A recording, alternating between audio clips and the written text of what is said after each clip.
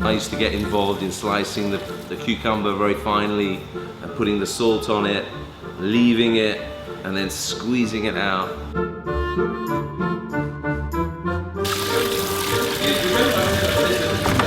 I was brought up eating those things as a child, so it seemed a natural thing to produce, you know? Unlike my neighbours, you know, we had pickles with every meal, you know, and it was just seemed like the natural thing to do was to, when you eat a spoonful of goulash or something, or paprika chicken, you eat pickles as well, and it helps to digest the food. And so my gran used to make wonderful dishes, and she used to make the shalata, uga shalata, yeah.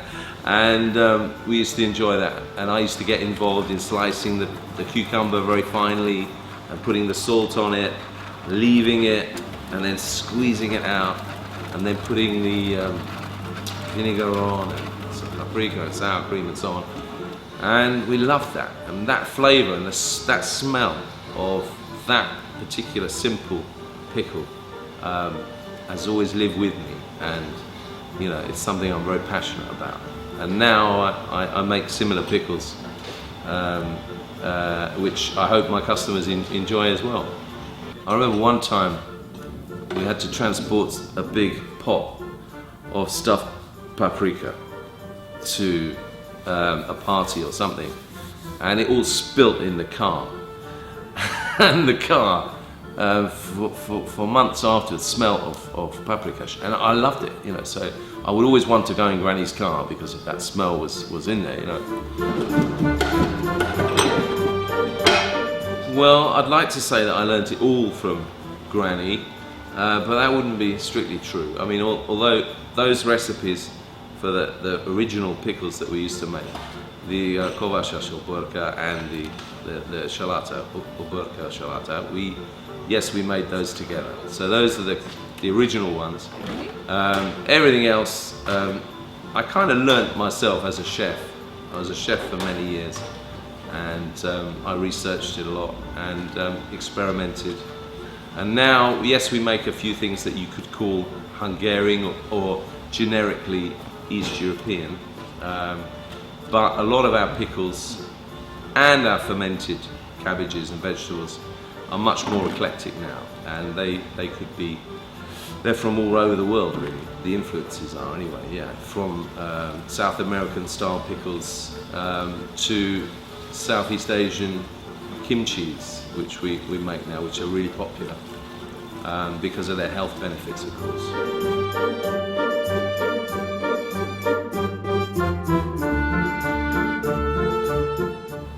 Well, I knew there were lots of East Europeans in London, but not since I started selling my pickles at markets. I've realised there's a lot more even than I thought, because I have loads of customers: Russians, Lithuanians, Hungarians, Poles, Slovakians, all over. And when they walk past the stall and they smell that garlic, dill, and sauerkraut, they come and taste, and there's that look on their face, that look of recognition when they taste it, and of pleasure, you know, a memory sort of taste, a nostalgic look that you know, makes them buy it. They have no choice; they have to buy my pickles.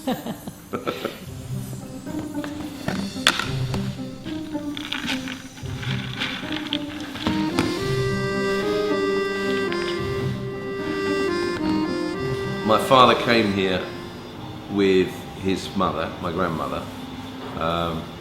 His father died during the war, and unfortunately they suffered at the hands of the Nazis in Hungary. And then in '56 they came here with some other family members, and they settled in London, South London. My dad went to study medicine at Guy's Hospital, became a doctor, and my grandmother worked as a physiotherapist. Yeah. What was her name? Renci Havash, yeah. Did she talk about her Hungarian life a lot? Her memories in Hungary? Absolutely, yeah, she did.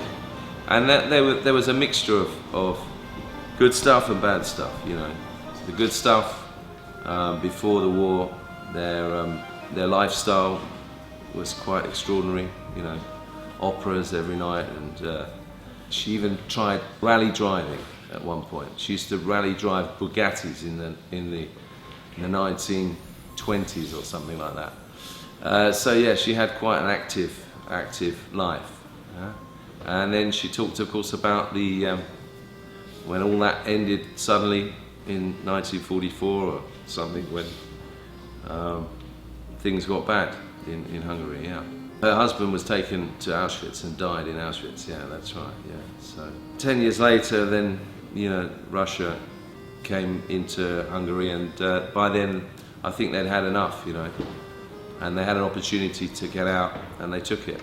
Yeah, this was in '56, and so they grabbed a few bits and pieces, some family silver and china and things like this, and a few clothes and a big jar of pickles, and the idea was that they didn't know when they were going to eat next, so they needed something. So pickles seemed appropriate.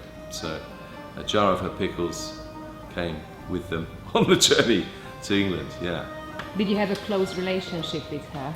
Yeah, no, we were very close, and she was very loving and generous and always there for us as we were growing up. So yeah, she was very special. Yeah. I think she'd laugh that